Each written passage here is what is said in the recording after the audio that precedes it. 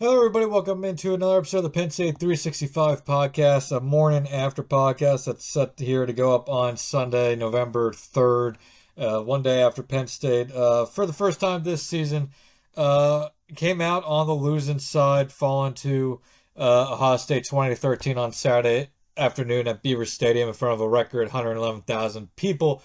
Um, Marty, we're not going to do any long monologue here. There's not going to be any sugarcoat on this one. We're going to talk about it the way it is, and how Penn State where Penn State goes from here. Um, it is a game that, final score of 20-13. It feels like Penn State probably should have lost by more in this one. But at the same time, the Nittany Lions were able to stay in it a large part due to their defense. And they had opportunities to tie this game. They had opportunities to win this game. However, for the eighth straight year against Ohio State, the moment was too big for the Nittany Lions. They couldn't seize the opportunities when given to them, and they found themselves once again on the losing side of this game. Um, yeah, so let's just kind of jump right into it, Marty. What's your initial thoughts on this one? Obviously, Penn State still, and we'll talk about this, in a good spot to make the college football playoffs as things stand right now. But um, definitely, their room for error now is pretty small to zero. Yeah, first and foremost, I want to build off with the last thing you said because I've seen a lot of doom and gloom from Penn State fans, which after a loss at sports is what you expect. Yeah, Um, I mean, I'm the same guy. I can't. I know we're talk after I'm a Vikings fan, and after they lost to the Rams last week, I was ready to fire the entire team into the sun. They're still 5-2, that's true. I can attest to that. but no, they're. It's the beauty of the 12-team playoff of your Penn State. This is not a crippling loss like it's been each of the last 7 years to Ohio State. You're going to be at least a 10-point favorite probably in all four of your remaining games, other than maybe that trip to Minnesota, in which you'll still be favored. But Yeah, you beat four that's teams gonna you're be a going to be tough one. favored against. Yeah, you beat four teams you're going to be favored against. You're still going to go to the playoff. Correct. But that out of the way, like you said, it was a weird game, right? Because it felt like if Will Howard could have made a few more throws that were there to be made and take away a bad throw on what was also a tremendous play by Zion Tracy Mm-hmm. for a pick six, Mm-hmm. you're probably looking up in the third quarter at like a 31-6 kind of game. That said, Penn State was right there, and that's what made it so frustrating. Yeah. You had twice first and goal inside the 5, and you get no points out of either of those possessions. Three red zone trips in total in this game, 3 points. 3 points, yeah, and that's what makes this game so frustrating for Penn State. And it seems like every year they find a new, innovative way to make the loss against Ohio State being insanely Yeah. frustrating. And this year's was you had two golden opportunities and a good opportunity to score touchdowns, and you got a total of 3 points out of those three opportunities. As we'll get into, they didn't do themselves any favors. Tyler Warren getting 0 targets inside the red zone is just mind-boggling to me. Yep. The Igbinosu interception was an incredible play. One of the best interceptions you're going to see all year, but I didn't like the play call. So yeah, a lot of Also, second guessing a there. very But catchable ball, yeah, however, for Trey Wallace that's too. true. I did not like that play call, but Trey Wallace has to catch that ball. It hit him right in the hands. I don't like the fade, but Drew has proven he throws that ball about as well as any quarterback in the country, and he did it again. It hit Trey Wallace right in the hands. That should have been a touchdown. Winds up an interception. But ultimately, for everything that happened in this game, Penn State has no one to blame but their own poor execution Yeah. for the loss. Because if you execute better in the red zone, you probably win this football game. Yeah. So that's what makes it frustrating. I thought the offensive line didn't play particularly well, which is No. also frustrating because I think they've been very good most of the year. But it's just you execute better, you win the game, you're 8-0, and people feel a heck of a lot better about this team than they do right now. But again, that said, you're going to be favored in your next four games. Probably going to be double-digit favorites in at least three, if not all four of them. Win those games, you're still going to go to the college football playoff. You're probably still going to be at home in the first round. And quite honestly, there's been a lot of other results around the country that have happened today or are currently happening that work pretty well in their favor for, not just getting in a large bid, but getting in a large bid with a home playoff game. So Yeah. Things could be a lot worse. Yeah. That being said, if they were to drop a second game here down the stretch, it would be in serious danger at the same time right Yes, now of missing the college football playoffs, they would definitely need some especially serious help at that point. yeah, especially with as of again recording this Saturday night, as of right now, I believe all three of Penn State's best wins this season, Illinois, USC, and Wisconsin. Illinois already lost, and I believe USC and Wisconsin are both trailing Correct. currently. So that would definitely not help Penn State and West Virginia. We all know how that season has gone. So Penn State definitely has to play with their backs against the wall for the next 4 weeks. But 4 games, like you said, Penn State should be favored by double digits in almost all of them. Perhaps maybe not against Minnesota. I wouldn't be surprised if maybe it's 8, 9 points next week against Washington. But overall, 4 games Penn State should win. They are expected to win. I would be a little surprised if we're not talking about an 11-1 team in December. That being said, let's talk about this game. That's the most important thing. Got to just go through the big plays here and the big moments of the game. So, I mean, let's just start out at the top. Penn State comes out, first drive of the game, 14 plays, 61 yards, gets down the field, gets into the red zone, begins to sputter out a little bit. They get on the borderline of the red zone, begins to sputter out a bit. So I guess it was only 2 red zone trips technically, but close enough. Had to settle for a field goal. It was good for Penn State to get to, that deep into Ohio State territory in that first drive. It was a good drive. 14 plays, 61 yards. Again, borderline red zone, I think. Borderline red zone, but settling for just 3 points there after an 8-minute, 14-play drive is a bit tough. Those are the drives you have to score on. Anytime you have those 10, 11, 12 play drives, you have to get touchdowns on those.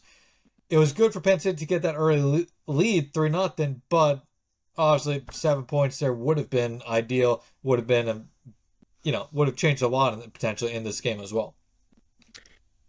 Yeah, and I thought that drive was one of the best drives of the day for Andy Kotelnicki. Now, I will say, I thought the play that was kind of the defining play of that drive was when they had the first down at what was 12-yard line, 13-yard line, something like that, and Yeah, they went to the bow package. And I've been very critical of the bow Pribula package this year because I feel like they go to it at poor times because the offense is in a rhythm and sometimes that breaks the rhythm up. I didn't have an issue with the Bo Pribula package there at all. My right, issue was the play call and the design to roll him to the short side and essentially take away the quarterback run and leave his only option as that throw to Trey Wallace, to where even if it's a perfect throw, with the way the play was designed, it's going to be almost impossible for Wallace to come down and bounce with the ball. If you want to right, go to the boat package there because you have first down at the 12-yard line and you want that extra blocker to run the ball on first down to increase your odds of getting 5 or 6 yards, I have no issues with that at all. I thought it was the play call and the design that was problematic. I think that design of that play and the call itself contributed to the man downfield penalty, which then in turn just set that back to the point that they were not able to recover and had to settle for 3.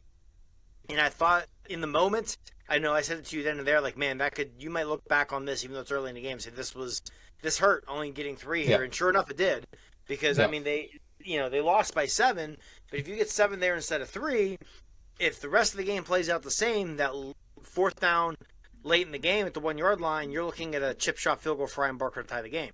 So, that was my biggest issue with that drive. I thought Kotelnicki called a really great first drive, scripted it out really well, but it was the play call and the play design when they went to the Bo Pribula package on first down inside the 15-yard line that I took issue with. They drew a penalty as a result of that, and they just kind of never really recovered from it. you're right. And we'll talk more about it on especially a little bit down the road here. But it felt like times on Saturday, Andy Kotelnicki he went too deep into the bag on some plays when he didn't have to, and then in moments where he needed to be more creative, he kind of went simple. And I mean, one drive definitely stands out a little bit more than the others, but it does seem that sometimes Koltaniki can get a little bit too ahead of himself in trying to outsmart the opposing defense coordinator when he really just has to go simple. I mean, there was one play where I forget the exact moment in the game, but Penn State, I think, had it was second, or third or second down, and they went with uh, a a little bit of a fancier play, and it didn't do much. And then on third down, they did a not simple little out pass to Tyler Warren in the flat, and he didn't get the first down, but he got 5 yards or so on the play, and that would have been a great play to have on like second down, where you're setting yourself up for, you know, second, third and medium or so, instead of doing it on third and long, and then you have to punt. So Colton Higgy's play calling for the first time this year was really, I think, questionable at times, but it is what it is. So Penn State comes out, takes 3-0 lead. Then Ohio State's first drive of the game, 3 plays in, Will Howard throws a pick six to Zion Tracy. I thought it was a great play call by Tom Allen in that spot, but I thought it was a better play by Zion Tracy to jump the route. He read Will Howard's eyes all the way. It was a terrible throw by Howard in multiple ways. One, Zion Tracy was right there. Howard completely, I guess, missed him. And also, it was about going to go 2 yards behind the Ohio State wide receiver. But either way, Tracy jumps the route, takes it for a pick six. Penn State's up 10-0 with about 5 minutes to go in the first quarter. And you're thinking, maybe this is now the year that Penn State gets gets over this hump. They're up 10-0, half, 3/4, 2/3 of the way through the first quarter. Depending on what happens on this next Ohio State drive, there's a chance that Penn State could really take a commanding lead in this game. And that's where things started getting out of control for Penn State. I mean, you had Ohio State. I wouldn't say Ohio State was on the ropes, but that was a really big second drive for Ohio State. Ohio State needed to find something positive there, whether it was to flip the field, get a field goal, or a touchdown. But the Buckeyes come out 7 plays, 74 yards, get the touchdown. They moved the ball at will that drive. They force a 3-and-out on Penn State's next drive, and then come right back down the field, go 10 plays, 81 yards, and it's 14-10 Ohio State before you really knew it. I mean, it happened in about 8 minutes of game time. But I thought that first touchdown drive by Ohio State really changed the game, really took the wind out of the stadium. I think it put a lot of doubt in Penn State fans' mind, and you kind of feel a nervous energy at that point. And it's a shame for Penn State's defense, because those are the only 2 scoring drives, but those are their 2 worst defensive drives. They both come in, early in the first half, and after that, they gave the offense enough chances to win this game. But it's going to be those 2 drives there that, even if they didn't give up the 2 field goals later in the game, those 2 drives decided the game for in this one. And I thought that first touchdown drive by Ohio State, though, really kind of changed how this game felt overall. So I guess just what's your thoughts on Ohio State's response to that pick six on that drive? Yeah, I agree with everything you said. They definitely were not on the ropes after the Zion Tracy pick six. No. But I remember texting a buddy of mine at that point. I'm like, man, if Penn State can get a stop here and force a punt, they've got a chance to put Ohio State on the ropes and early. And to Ohio State's credit, they didn't let that happen. Now, I thought, and if you go read my, by the time this is posted, my day after thoughts should be up on Happy Valley Insider, and I mentioned this in there. I thought early in the game, Chip Kelly really outcoached Tom Allen. And I think Tom Allen did a nice job of adjusting into the second quarter, and then especially in the second half. Yeah. But those first 2 drives, to me, looked a lot like the first half against Bowling Green, where there seemed to be communication issues. The defense was struggling to get lined up. And I think a lot of the Ohio State offensive success came from that. Because once Penn State's defense kind of settled in, they played really, really well, really from that Will Howard fumble through the end of the game. So yeah, I think, again, tip of the cap to Ohio State and Chip Kelly. Chip Kelly's really good. I mean, Chip Kelly's one of the best offensive minds of his generation. The guy's had a ton of success in college. He had a Yep. ton of success in the NFL. The guy knows how to coach offense, and I would just be very curious if you'd ask Tom Allen and give him the truth serum.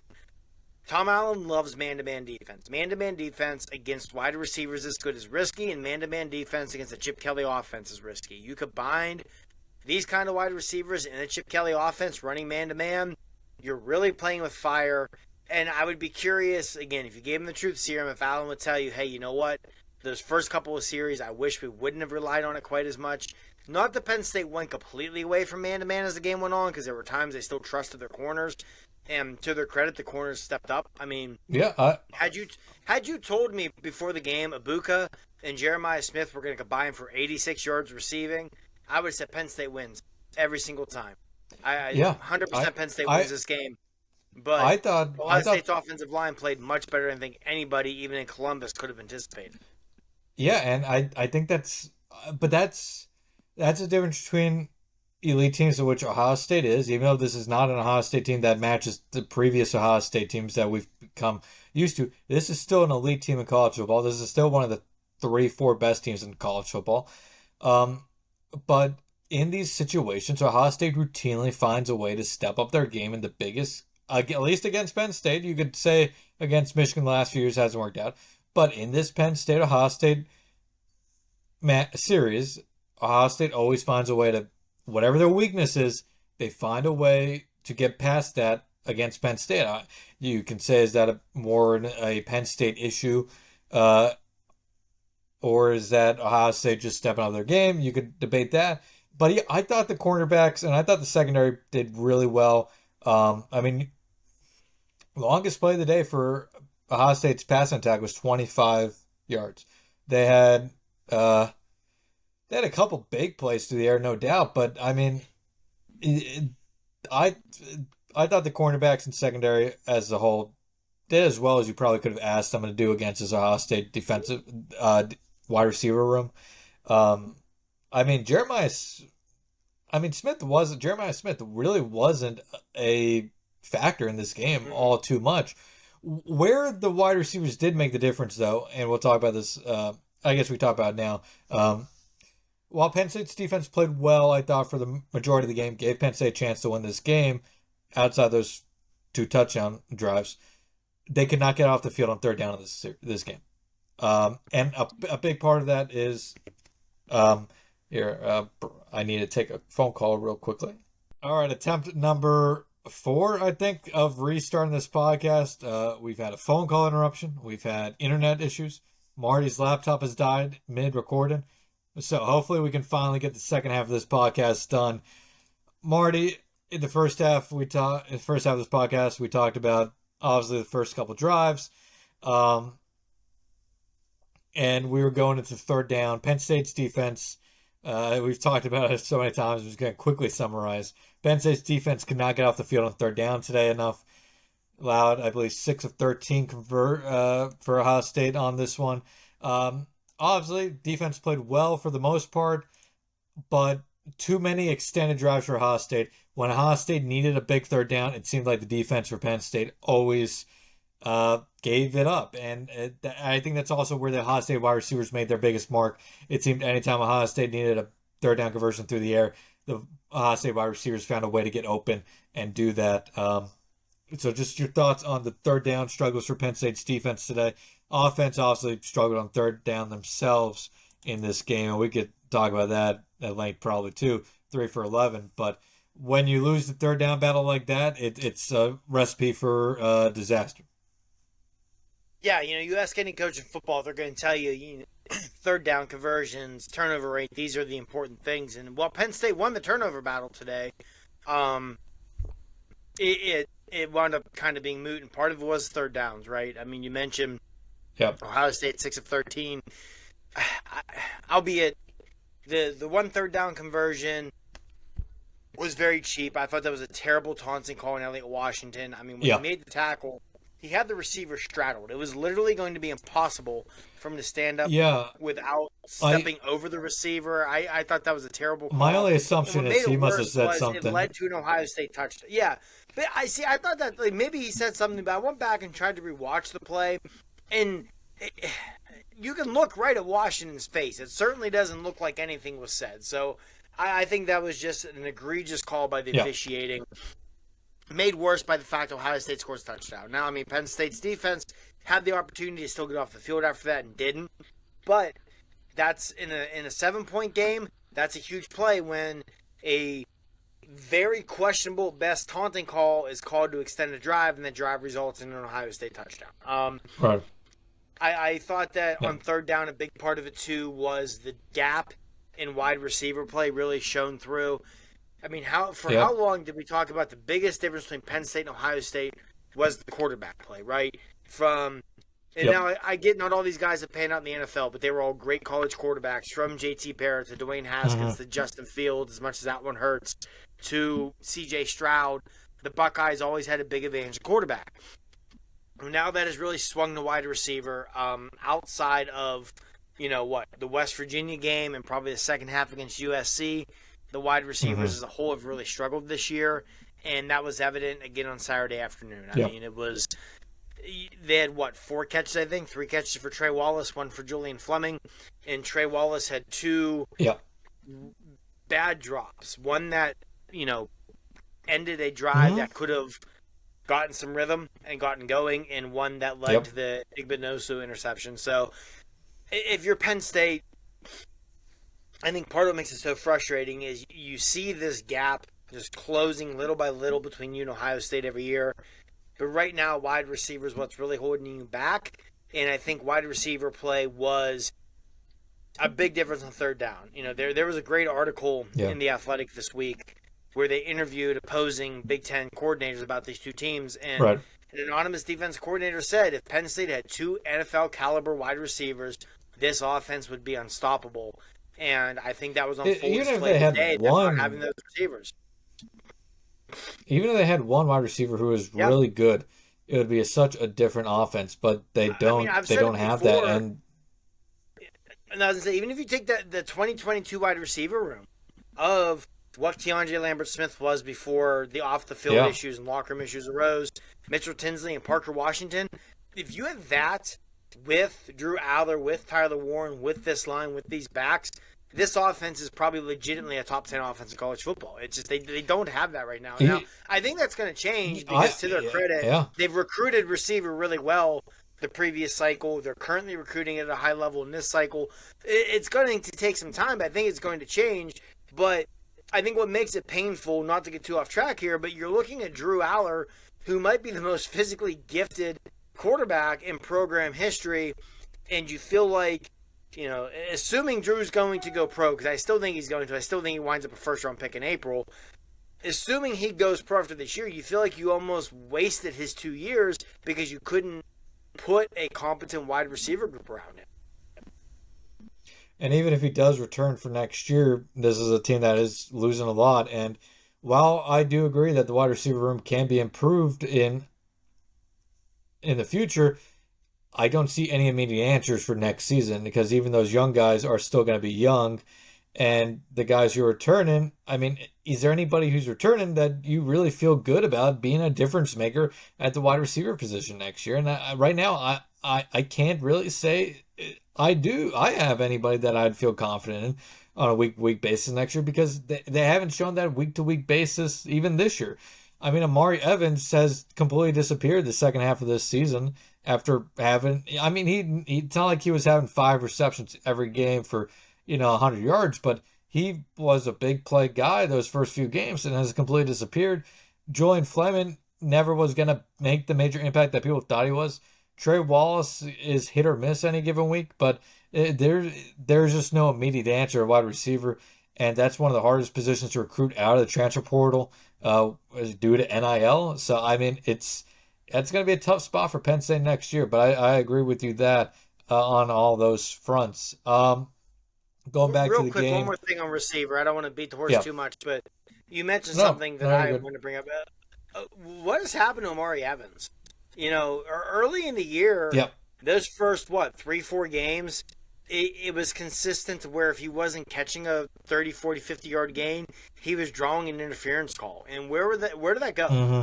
And I mean, I know I Yep. mentioned all week long, and I think I already mentioned this again, not to rehash it, but this Ohio State secondary, for as good as they were supposed to be, was susceptible to that deep ball. They could be beat deep. They could draw penalties. Oregon, maybe put that to the side because that wide receiver group in Eugene is really freaking good. But against the Nebraska team that lost to UCLA today, they're not good. Nebraska's not a good team. If Dylan Raiola hits one or two open receivers that he missed, they would have beaten Ohio State. So Hmm. I don't understand. I thought Evans was the guy that you could try and stretch the field with today, hit a big ball, maybe draw a flag that flips field position or really flips a drive. And I don't get it. I don't know. I feel like this is the second year in a row we're sitting here saying, where is Omari Evans? So maybe that's telling. But still, that was one that really was kind of puzzling to me today. Also, before we get back on track, another player that received so much love in the preseason or in the in camp and really hasn't done much. Had a little bit of a positive momentum for a couple weeks, but has fizzled out now. Liam Clifford. I mean, it just Yeah, the Liam was definitely a player that coming out of that USC game, I was, kind of like, hey, maybe he's turned that corner, right? We heard a lot of good yeah. things in camp. Had a huge game against USC, and the last 2 weeks has gone back to, I now albeit today that the one target he did get should have been, you know, Igumbosa probably could have been called for about 3 different penalties on that play, yeah. but still, you need to you'd like to see that what apparently Liam Clifford has been doing at camp and in practice translate to games more consistently. Right, and that's as a wide receiver unit as a whole. And I think at this point, it's kind of like how I approached this game with Penn State. I picked Ohio State. I thought Penn State had a good chance to win. But I picked Ohio State because Penn State hasn't shown that they could win this type of game. They still haven't. And for the wide receivers going forward, and this is into next year, no matter what they do in the portal, whatever, I'm not going to believe that this wide receiver unit can be a difference maker in a game until they prove on a week to week basis for more than 2 weeks that they can be that difference maker, that those types of difference makers. Because right now it's just not there. Let's get back on track, get back into the game. So where we left off was Penn State takes 10-0 lead. Ohio State comes back down the field 14-10. Offense is sputtering for Penn State after that first drive of 61 yards, just 38 yards on their next 3 drives. It could have been bad, even worse for Penn State. Ohio State was driving for a third straight drive, almost went up 21-10. However, Zakee Wheatley forces a Will Howard fumble out of the back of the end zone. Touchback Penn State. Very quickly, though, I think here Penn State, to a degree, got lucky, but just a great play also by Zakee Wheatley there. Gave Penn State's offense an opportunity, but as, the it was the theme of the game, Penn State can't take advantage of that opportunity, and they punt on the very next drive. Yeah, first and foremost, tremendous play by Zakee Wheatley. I think Zakee Wheatley the last few weeks has played some really, really good football. This safety room, I think, continues to prove that other than Ohio State, it's the best safety room in the Big Ten. I think Zakee Wheatley and Zion Tracy both have been awesome this year. I think Jalen Reed has been an All-American, in my opinion. So the safety room as a whole has been great, but that was a tremendous play by Zakee Wheatley. Really a big play because in the end, maybe it's moot because they lost anyway. But that fumble felt like it kept this game from potentially spiraling out of control, right? And that may not sound like a big deal because they did lose, but when Selection Sunday rolls around, if you are 11-1 and your only loss is a 7-point loss at home to Ohio State, where you can go back and look, hey, we had 2 possessions inside the 5. Had we just executed better, we would have won the game. That's a much better selling point in the eyes of the committee than your one loss being a game in which you were just absolutely walloped at home. So I think that's a key factor there. But regardless, tremendous play by Zakee Wheatley, really big play in the game. And without that play, Again, I don't think Penn State's in the position they were in the fourth quarter, where even though they didn't come through, they were still in a position to tie the game and potentially win it. And I think you can kind of go back to that play as a big reason why. Yeah, I mean that, like we said at the top, Penn State, despite how this game may have felt as it was playing out, the score it felt like it should have been a bigger win for Ohio State, but at the end of the day, Penn State had their opportunities to win this game and could not do it. Um, but Penn State gets the ball after that fumble punts. The right after that fumble, the defense finally starts finding the momentum that they had for the rest of the game, forces a 3-and-out, and then Penn State gets the ball back with 151. They show the ability to get the ball downfield, get the ball at Ohio State's 49, gets it all the way to the 3-yard line, and Drew Aller looks for Trey Wallace on a fade route, I guess it was, and as we mentioned, it hits Trey in the hands. When it hits you in the hands, I'm a firm believer in you have to catch it. He has to catch that ball. Instead, it bounces off his hands right into the hands of the Ohio State cornerback, Davison Benson, Bonson. Apologize for the butchering of the name, but he makes a great play. Credit to him for the interception.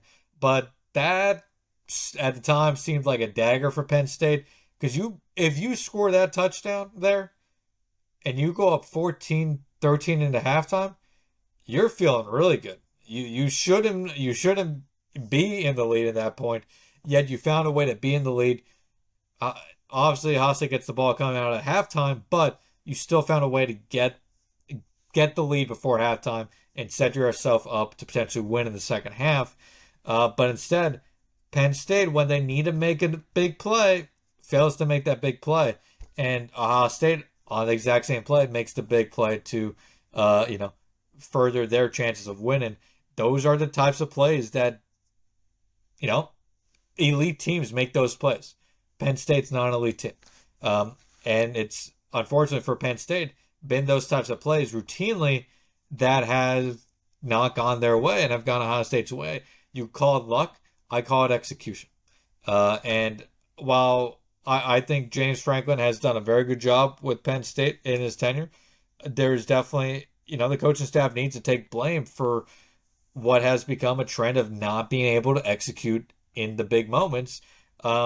Because while, yes, players have to play, players have to perform, when it's a trend of not executing in those moments, it falls on the coaching staff. And this is one of those moments for Penn State where it absolutely does. Yeah, I mean, like you said, Also, ultimately it's an execution thing. You could argue that that was the wrong play call. Yeah, see, that's what I was gonna say. I didn't like the play call, but Trey Wallace should have caught the ball. Trey Wallace catches that. They go to the half up 17-14. Who knows where this game goes? I mean, this is something James Franklin preaches. I know it's a big thing for Dabo Swinney. That middle eight, right? Win the middle eight. Penn State had the opportunity to win the middle eight, and they didn't, largely due to execution. Trey doesn't catch the ball. I mean, tip of the cap to Davison Igbenbosu, who, outside of that play, I thought he didn't have a good game. I mean, I know what Penn State receivers did won't reflect it. I thought the guy got away with DPI and holding just all day long. There was a couple missed calls. There were more than a couple, but Igbenbosu on that play. Yeah. I mean, they say sometimes it's better to be lucky than it is to be good.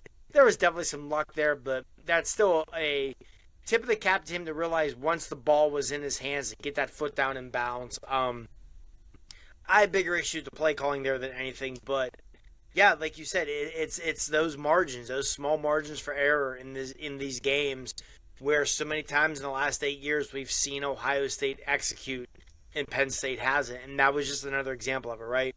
You go from a play that should have been a touchdown to give you not just the lead, but all the momentum in the world going into the locker room in a first half where you were thoroughly outplayed, and that you still should have had the lead at halftime, and instead it winds up an interception to where Ohio State can then just nail the clock out. You got to execute. And, to an extent, that goes back to the conversation earlier about receivers as well, and not the receiver room not being where it needs to be. And if you are going to throw the fade there, it's got to go to Tyler Warren. I feel to Yeah, have, sure. what was it, 5 plays from scrimmage inside the 5 yard line and Tyler Warren not be targeted a single time is that's borderline war crime levels of incompetence of play calling. And Yeah. again, I don't know. War. I think Andy Koldenicki as a whole has been really, really good this year. I don't know. It just, man, in the red zone, though, when the field has been shortened, he has struggled. I don't know if he gets too cute. He overthinks things, what it is, but that is No, something the they red need to zone get figured offense out. has been poor. Yes, Yeah, very. I mean, It has and not been good. when Tyler Warren did touch the ball today, 7 touches for 94 yards. I mean, he was great when he touched the ball. And like you said, 5 plays within the red zone or 5 plays on the goal line and 0 touches for him. And we'll get to the big ones in a second. Second half, we could fly through here, but so I mean, that was a dagger for Penn State at the end of the first half. Coming out of the Mm-hmm. break, it looks like Ohio State is about to drive and score a touchdown, take you know, a 21-7 lead at that time. Um, but the defense finds a way to get get a stop at their own 28, forces the field goal. Offense comes out with a decent drive, 9 plays, 49 yards, gets into field goal territory. Ryan Barker makes a nice 45-yarder, makes it 16-10 at that point, 17-10 at that point. Sorry, wait, 14, 17. It was 17-13. Once both field goals were Yeah, converted on, it was 17-13. 17-13. Yeah, 17-13. Sorry. Yeah, it's late. I've been up since 4 a.m., 5 a.m. My apologies. We 17-13 at got that point. Wi-Fi's giving out. We've got phone calls from wives. We've got computers dying. We got a lot going on here. As you say this, your Wi-Fi is cutting out. It's been a disastrous podcast here, but we're gonna man through this and get to the finish line. So Penn State comes back. Ryan Barker makes a 44-yarder, 17-13. They're staying in the game, which is the important part. And then let's just get to the drive that decided the game. So right after Ohio State makes it a 2013 game, which that extra field goal makes a huge difference, obviously, to make it 2013. Penn State gets the ball back with 10-13, 9 plays, 74 yards. Well, 6 plays, 73 yards, 72 yards. They get to the goal line after Tyler Warren, a great play call by Andy Koldenicki, with Tyler Warren taking the direct snap. He takes it about 20, 30 yards to the goal line. Penn State set up here on the goal line to tie the game in the final minutes, Marty.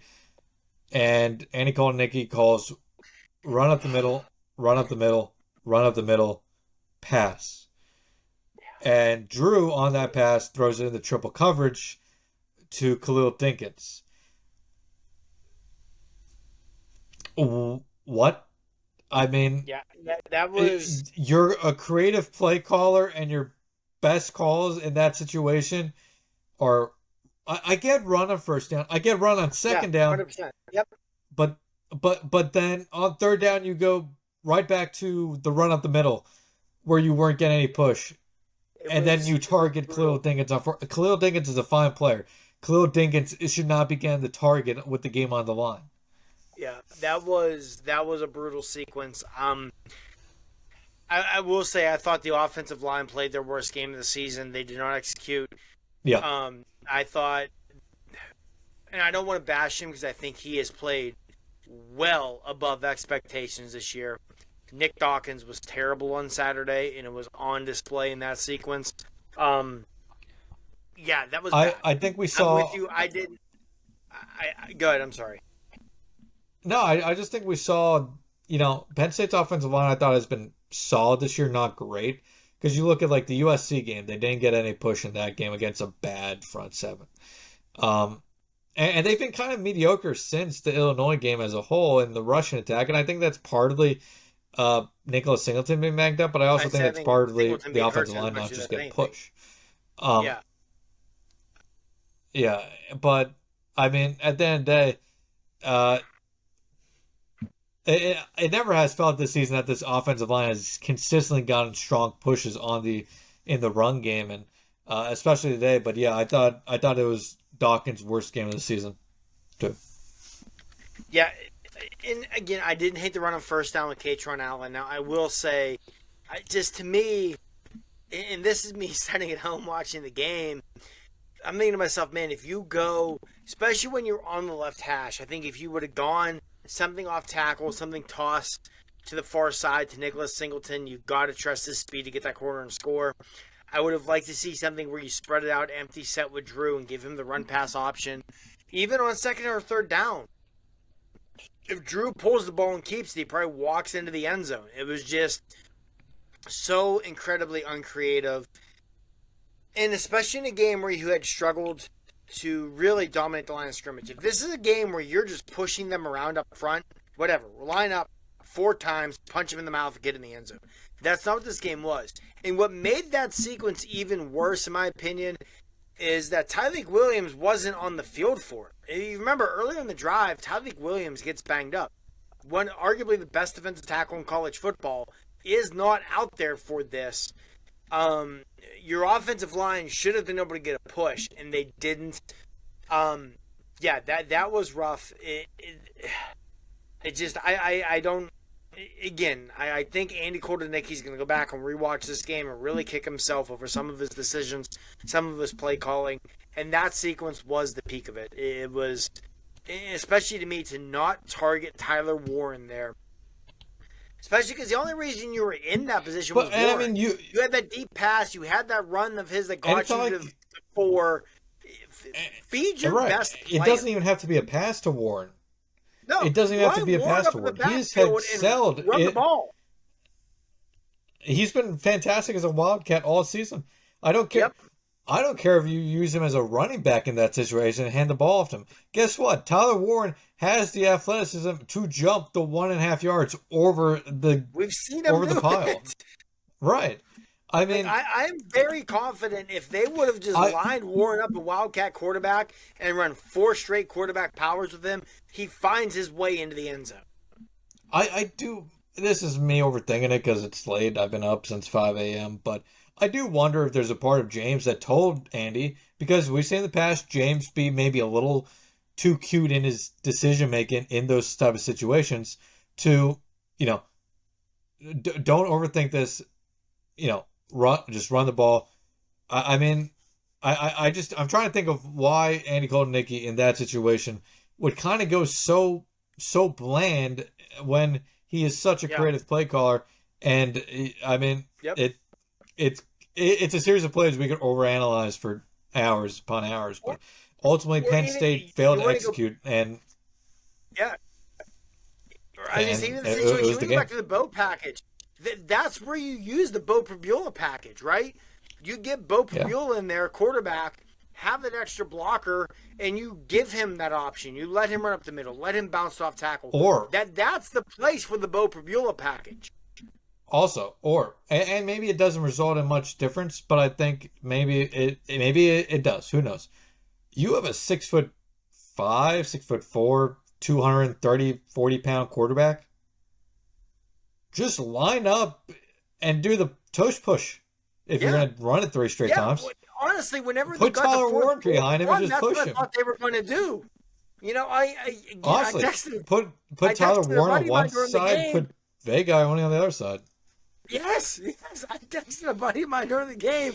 I said, this is where you put Cooper Cousins at guard, and you put Vega in the backfield, and you have him either lead block or just shove Drew into the end zone, right? Yeah. Again, right. I don't understand, and that's where it gets frustrating. Is people who, whether you're a Penn State fan, you're in that room, you're people like us who covered the team, but I mean, you and I both grew up diehard Penn State fans. As much as when you do this, you try and separate the fanhood, you're only going to do it to a certain extent. That's where it gets frustrating, where you're sitting here just like, man, what are you doing? It was there on a silver platter to tie that game. And, in the final 3 minutes, and as well as Penn State's defense played, especially from about the middle of the second quarter on, I'm confident that if they would have tied that game, the defense is going to get a stop and it'll give the offense a chance to win it with a field goal. Um, I think that Yeah, the defense. I thought, I honestly think after that the defense was almost like defeated. It was similar to some of the times we saw last yeah, year, where it's like, here we go again. We have fought our asses off all day. Excuse me, essentially for nothing because you can't move the ball and right. just yeah, it's a frustrating Uh, situation to be in. But yeah, it's where they're at. yeah, and then yeah, that final drive by Ohio State, they get the ball back, 5 minutes left on the Penn State, one on the Ohio State 1 yard line, and yeah, you could say that the defense was defeated in that moment. But at the same time, those are again the situations where the great teams become elite teams and find a way to get Yep. that stop. I mean, it was a terrible sequence for Penn State to fail on that touchdown, but if you're James Franklin and Penn State, you're not feeling like the game is necessarily over there. It definitely was like, well, now they're in deep, you know, trouble, but you still had 5 minutes on the clock. You had all three of your timeouts, and you had Ohio State pinned on the goal line. All you had to do was get Yeah, a stop event like eventually. But it was reminiscent of last year against Michigan. Ohio State just ran the ball at will those final 11 plays for 58 yards and got the victory, ran out the clock. I mean, it was a series of unfortunate events for Penn State. yeah, and I think again that's where it was frustrating because you didn't score there, but you're like, all right, 4 minutes to go. Ohio State's taking over inside their own 1 yard line. Our defense has been awesome. I honestly was going into that series thinking, hey, it's not out of the realm of possibility. You get a safety here. You get this game to where then a touchdown wins it for you. Um, Yep. and the defense just they couldn't do it. And again, I think ultimately, if I were handing out an MVP for this game, I'm going Ohio State's offense line without a doubt. I think you've really got to tip your cap to them. Yeah, They were such a absolutely. maligned unit coming into this game. So many injuries, guys out of position, and they played extremely well. It's not just that they played well against one of the best front sevens in football. Right? I know Denai Dennis Sutton did not Yeah. play much, but you've got Abdul Carter, who legitimately could play his way into a top 5 to 10 pick. Slam dunk go in the first round. You've got probably 5 NFL defensive tackles on this team. And even outside of Denai Dennis Sutton, Amin Vanover and Smith Vilbert are very good defensive ends who are probably going to at least get a shot on an NFL roster. Yeah. So, like, this is a really Yeah. damn good defensive line that offensive line came out and for the most part pushed around. And I go back to before the game. If I saw Urban Meyer mention this on Big Noon that if Ohio State's offensive line can play well, they're going to win the game. And sure enough, that is what happened. I don't think very many people, I'm not even sure people in Columbus, people in that coaching staff expected their No. offensive line to play the way they did. But they stepped up and played a great game, and you tip your cap to them. But yeah, again, it doesn't take anything away from the frustration if you're Penn State, where you feel like you really let one get away again today. Yeah. I mean, we've said it plenty of times. Despite what the box score says, despite what final score kind of indicates it, but despite what the box score says, Penn State was in this game till the very end and had their chances to win this game. I mean, Penn State converts on those two goal line situations, they win the game. Yeah, They win the game. yeah, 100%. I mean I mean, even that's the game. yeah, even before halftime, if you don't throw an interception, you get three there. Again, 4 minutes to go, 20-16. Maybe you kick another field goal, get within a point, and that's just.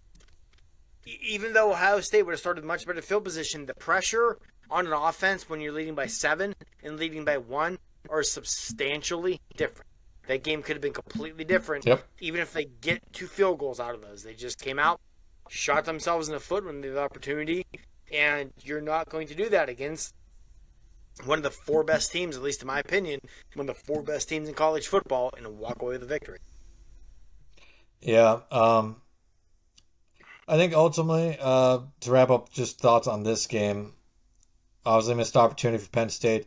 Obviously, this loss has drawn the ire of fans with James Franklin as he went to uh, with the team to do the alma mater as soon as the PA announcer said James Franklin and the Nittany Lions or whatever he said. Uh, he was greeted with a loud chorus of boos from the student section. He had an alter he had an altercation with a fan who said something along the lines of, I think, of "F you, James" or something like that.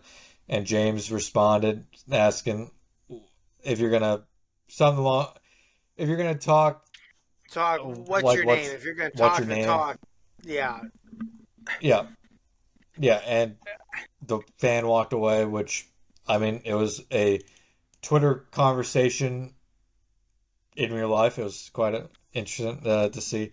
I have no problem with what James said in that situation. I know yeah, me the neither. national media is kind of getting on to him for that, but um, I think James Franklin is a punching bag for the national media. Let's be honest. Whether deserved or not, that's up to one's opinion. But he definitely. It seems like James Franklin gets more stories written about him from the national media than most head coaches across the country. Um, but that being said, a lot of those stories over the next couple days are going to be that Penn State still cannot win the big game. And while James Franklin has done a very good job at Penn State, has Penn State in a great position to make the college football playoffs, uh, the the record is what the record is. I mean, 1-17 against top five opponents. He has struggled against the likes of, Ohio State and Michigan, especially the last couple of years, routinely. But uh, and I get it. Penn State fans, the big thing is right now that I saw quite a bit on Twitter was, yeah, we're going to make the college football playoffs. Great, but if this is what we're going to expect, then what's the point?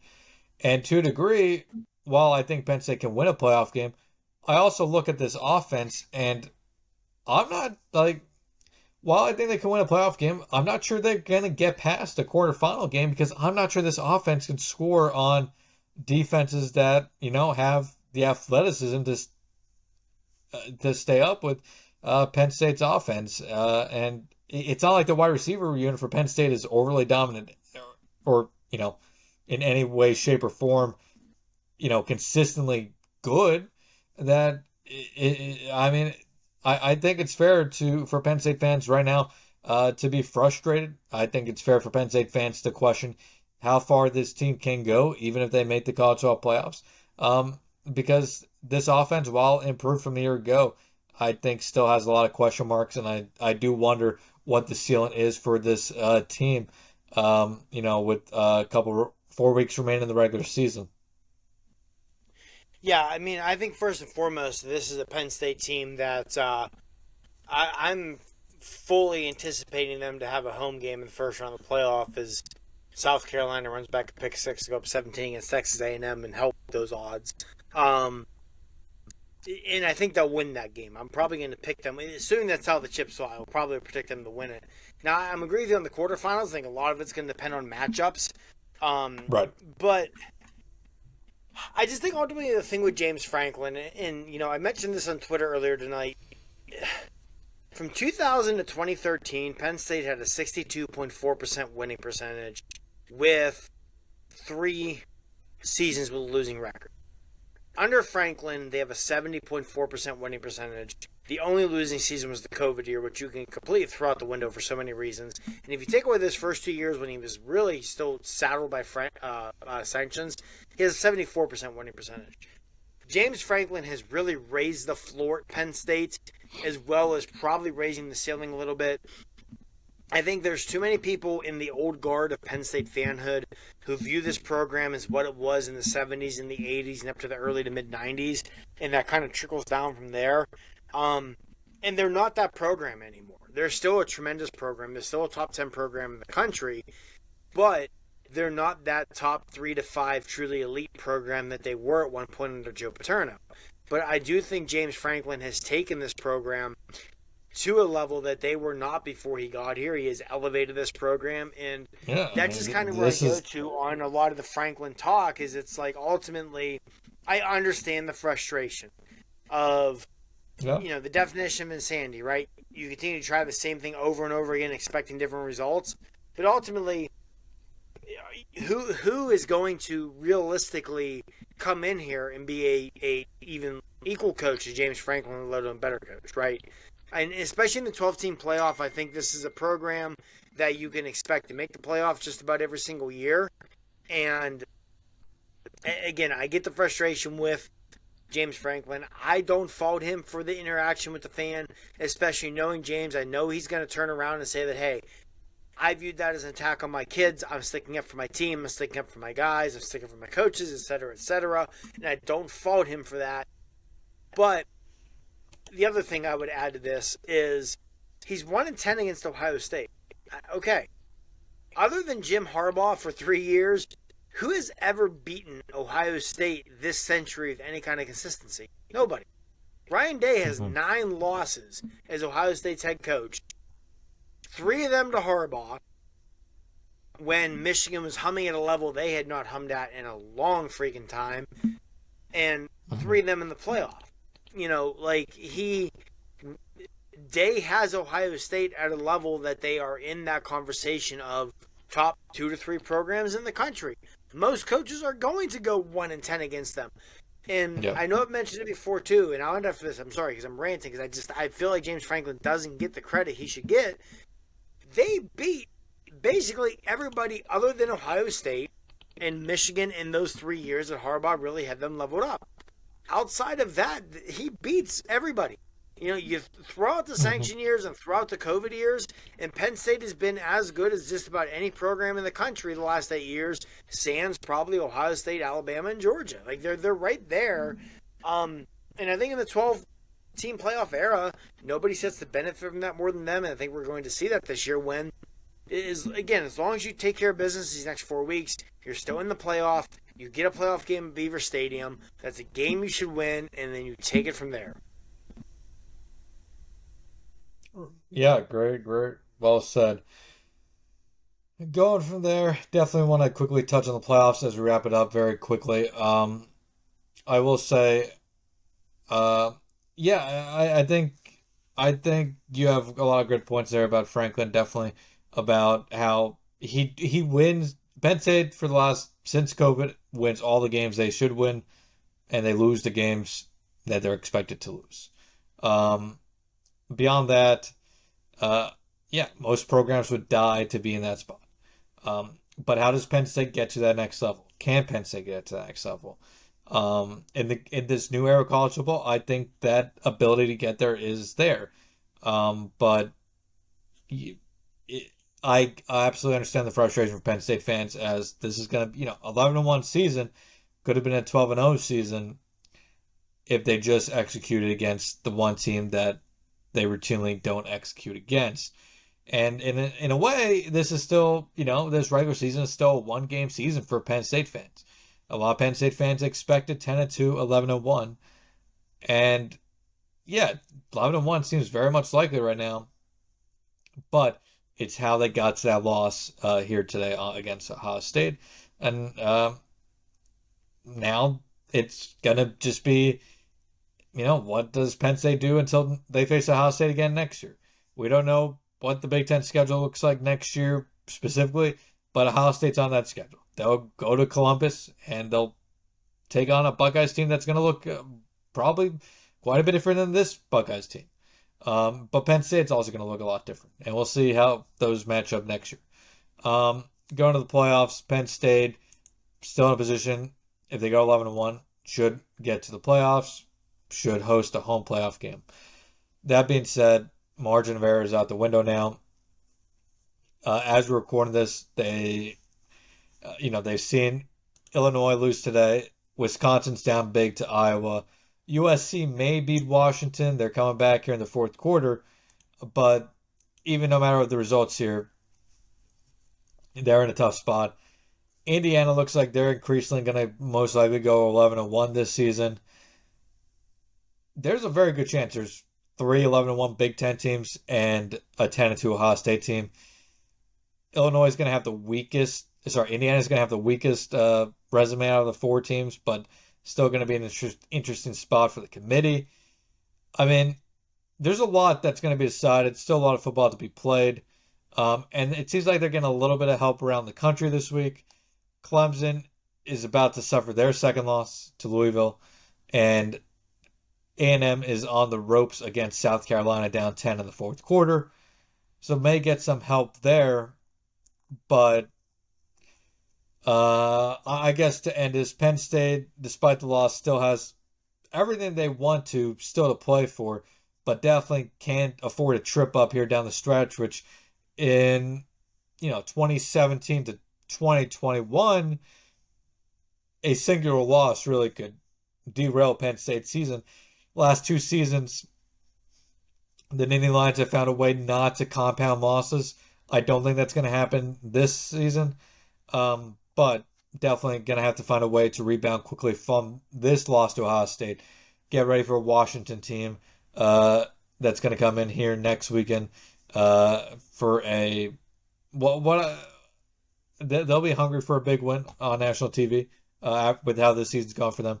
But I mean, I just if there's going to be a trip up, I look at that Minnesota game in a couple weeks at Minnesota. Late November, potential bad weather game against a team that I think is slightly underrated in Minnesota. They've won four straight. Their passing game is a little bit better this season. Darius Taylor's a pretty damn good running back. If they're going to get tripped up, I think it's that game, but I still think they have a good chance here to win out, make the playoffs. But it's going to be a long week for Penn State fans until the whiteout on Saturday night. Yeah, I mean, ultimately, it's win out and you're in. If you're 11-1 in the Big Ten and your only loss is a 7-point loss to what is going to be at worst a top 5 Ohio State team, you're in. You're in. It's that simple. You're in. And I think part of that, too, is as much people don't want to hear it, the college football playoff is a business. And they know Penn State, is going to sell tickets to a bowl game. They're going to do TV ratings. A playoff game at Beaver Stadium is going to sell every ticket imaginable. I don't think it's unreasonable that a playoff game at Beaver Stadium could break the single game attendance record that was broken today. So that's part of it too. But yeah, if you're 11-1 in the Big Ten, your only loss was by a touchdown to a top 5 team, you're going to the playoff. It doesn't matter what Indiana does. And, I think the only way it maybe gets hairy for Penn State is if Indiana beats Ohio State. Maybe because you say Ohio State beat Penn State. But I can promise you, if a 10-2 Ohio State would get in over an 11-1 Penn State, and the committee went to stand on Ohio State beat Penn State, there would be people in the Lash building ready to absolutely riot, because in 2016, when a 10-2 Penn State beat an 11-1 Ohio State still got in over the Nittany Lions, and that was even with Penn State having a Big Ten championship on their moniker. So, again, I see no scenario whatsoever where 11-1 Penn State's left out, especially after what's unfolded today. Like you said, Clemson well on their way to taking their second loss against Louisville. So it looks like the ACC is well on their way to not getting multiple teams in. The Big 12 absolutely lost any chance they had of getting multiple teams in today with Kansas State and Iowa State losing. So I think Penn State 11-1, I don't see any scenario in which they're left out.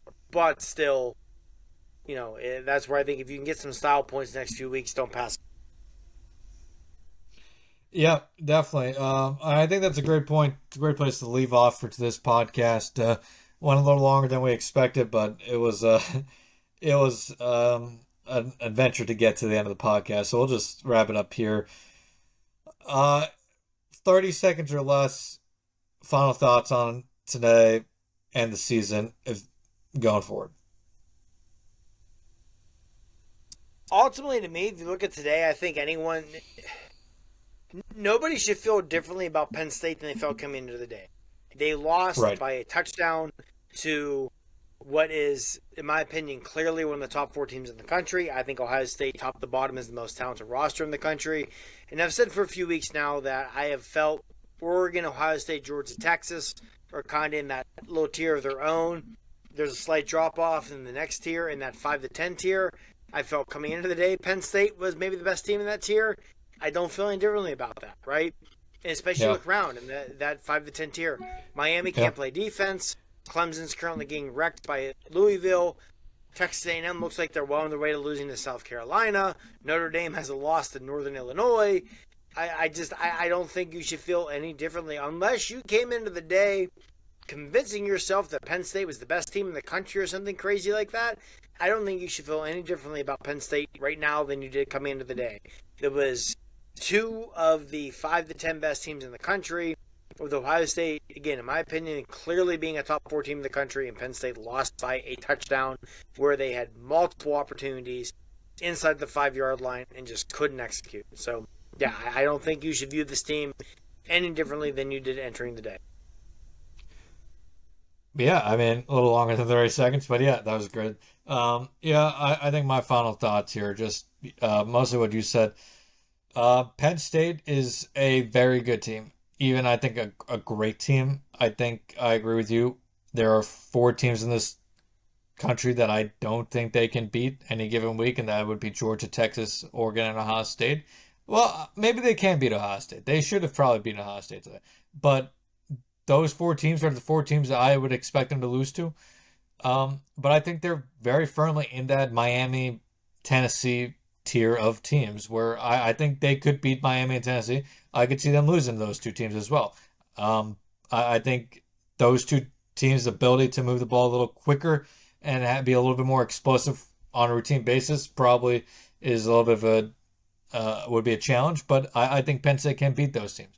At the end of the day, this loss does not change much for Penn State season. Most of us had this as a loss for Penn State season, have been projecting it to be so, and most projections so far this season have had this game projected as a Penn State loss baked into their bowl projections and playoff projections. So I think if you're a Penn State fan, you have all right to be upset about how this game went. You have the right to be disappointed, as you should be. Penn State had a great chance to knock off a top 5 team at Beaver Stadium in front of a record crowd, a potential game, a program changing win, and they didn't. They found a way to lose again, and now Penn State is going to have to suck up the loss and move forward quickly out of this to prepare for a Washington team that'll be hungry and just try to move on from that and get ready for Washington. But if you're a Penn State fan though, it doesn't change much for the season. The playoffs are still there to be taken as long as Penn State can bounce back from this and come out this last month of the season, take care of business. Penn State will be in a good position when it comes to the college football playoffs. But until next time, my name is still Count Crowley. He's Marty Lee. Be sure to go over to PennState.Rivals.com. Check us out on Twitter at Penn State Rivals. And we'll have more complete post-game coverage of Penn State versus Ohio State and recruiting coverage as well. Matt C. committed to Penn State this weekend. Rivals 250 kid. 4th Rivals 250 kid this cycle. It's 2026 cycle already for Penn State.